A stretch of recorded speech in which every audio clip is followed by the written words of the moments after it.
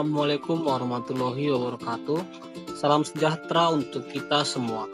Selamat datang di video pembelajaran IPS SMP yang akan membahas tentang pembangunan perekonomian Indonesia. Dalam video ini, kami akan mengajak kalian menyelami perjalanan ekonomi bangsa Indonesia dari masa awal kemerdekaan, masa demokrasi, hingga masa reformasi. Materi ini sangat penting untuk dipahami karena mencerminkan perjuangan bangsa dalam membangun ekonomi yang kuat dan mandiri. Baiklah, mari kita mulai dengan melihat kondisi perekonomian Indonesia pada masa awal kemerdekaan. Kira-kira bagaimana ya keadaan negara kita saat baru merdeka? Kondisi perekonomian pada masa kemerdekaan. Sejak awal kemerdekaan, utang luar negeri sudah dilakukan karena kondisi perekonomian Indonesia yang mengalami pasang surut. Indonesia memiliki warisan utang pemerintah kolonial sebesar 1,13 miliar dolar Amerika Serikat.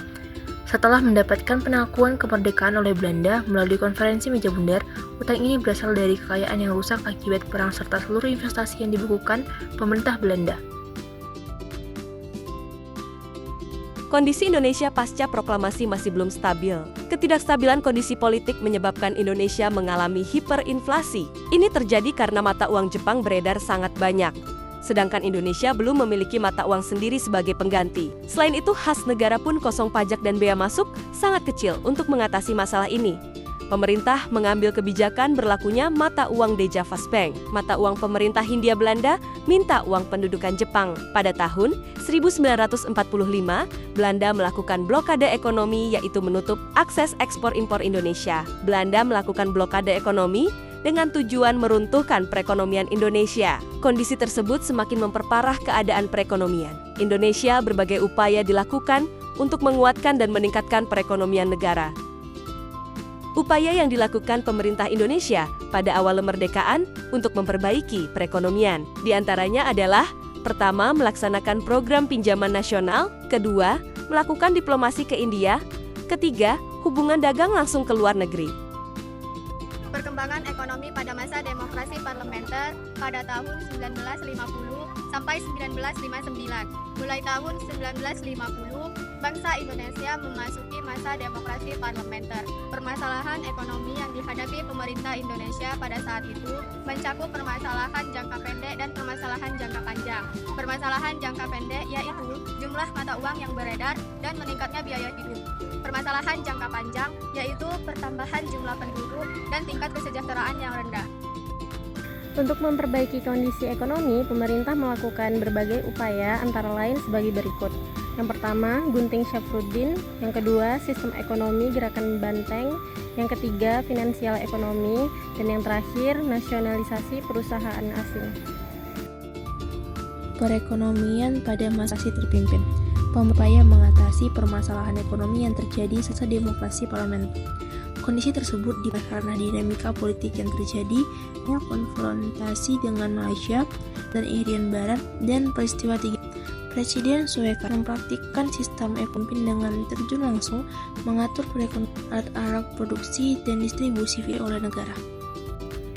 Langkah-langkah yang diambil pemerintah untuk kondisi ekonomi pada masa demokrasi terpimpin.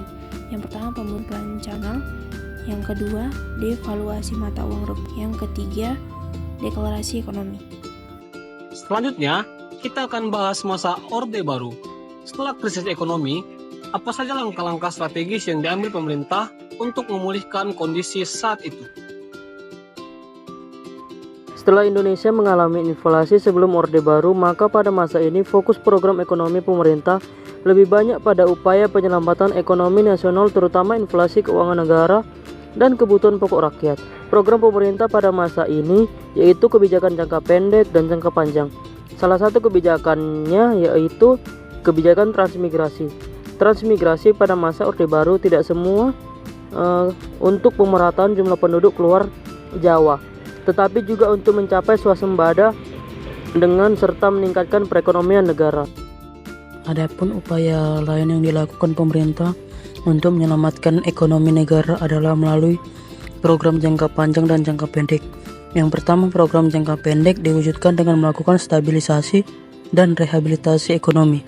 Yang kedua, program jangka panjang diwujudkan dengan perencanaan pembangunan selama 25 tahun. Nah, terakhir, kita masuk ke masa reformasi. Masa ini dimulai setelah krisis besar melanda Indonesia. Bagaimana ya cara pemerintah menata kembali perekonomian? Setelah berakhirnya pemerintahan Orde Baru yang dinilai sudah tidak sesuai dengan cita-cita bangsa Indonesia, masyarakat menghendaki adanya perubahan dan peningkatan kualitas demokrasi seiring dengan kemajuan prosedur demokrasi. Reformasi yang terjadi di Indonesia pada tahun 1998 merupakan suatu gerakan untuk mengadakan perbaikan dalam bidang politik, sosial, ekonomi, dan hukum. Upaya pemulihan ekonomi negara terus dilakukan oleh pemerintah. Masing-masing periode pemerintahan memiliki cara yang berbeda untuk memulihkan perekonomian negara.